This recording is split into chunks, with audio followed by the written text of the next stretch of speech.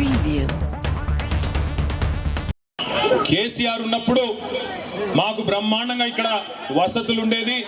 కానీ ఇవాళ కాంగ్రెస్ ప్రభుత్వం వచ్చిన తర్వాత మాకు గొడ్డుకారంతో అన్నం పెట్టే దుస్థితి వచ్చిందన్నా. మీరు రావాలంటే తప్పకుండా 2:30 గంటలకు మీ క్యాంపస్కి వస్తా అని వారికి చెప్పి అక్కడి నుంచి బయలుదేరి ముందుకు వస్తా ఉంటే అక్కడ కలదప్పిన ఐటీ టవర్ కనబడ్డది.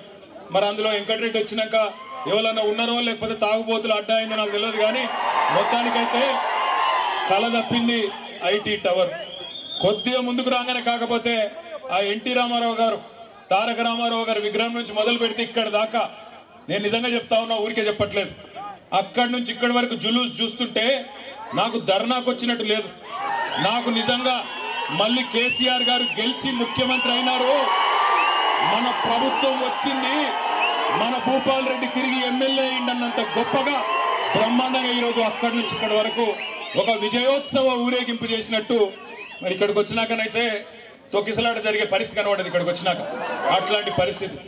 అందుకే నేను అంటా ఉన్నా, ప్రపంచంలో ఏ శక్తి కూడా ప్రజాశక్తి కంటే గొప్పది కానే కాదు. అది రుజువు చేసిన గడ్డ ఈ పోరాటాల గడ్డ నల్లగొండ అనే మాట నేను గుర్తు చేస్తా ఉన్నా. ఈ రోజు కాదు, ఇవాళ ఉన్న వాళ్ళు కొత్తగా మేమేదో సామ్రాజ్యానికి అధిపతులైపోయినాం, చక్రవర్తులైపోయినాం, రారాజులైపోయినాం అని విర్రవీగుతున్న వాళ్ళ గురించి కాదు నేను చెప్పేది. ఒకనాడు బండెనుక బండి గట్టి 16 బండ్లు గట్టి ఏ బండ్లే ఓడతావు కొడుకో నైజాము సర్కరోడా అని ఆనాడున్న నియంతను నిలదీసిన గడ్డ నల్లగొండ. అందుకే పోరాటానికి స్ఫూర్తి అయిన నల్లగొండ గడ్డకు వందనం. ఇక్కడికి విచ్చేసిన ప్రతి నల్లగొండ రైతు బిడ్డకు శిరస్సు వంచి పాదాభివందనం. కేసీఆర్ గారు తెలంగాణ ఉద్యమంలోనే ఇక్కడికి వచ్చేటప్పుడు మా సోదరుడు రసమై బాలకృష్ణ గారు గుర్తు చేస్తా ఉండే, అన్నా ఒక్క మాట చెప్పాలి, నువ్వు తప్పకుండా యాద్ చేయాలన్నాడు.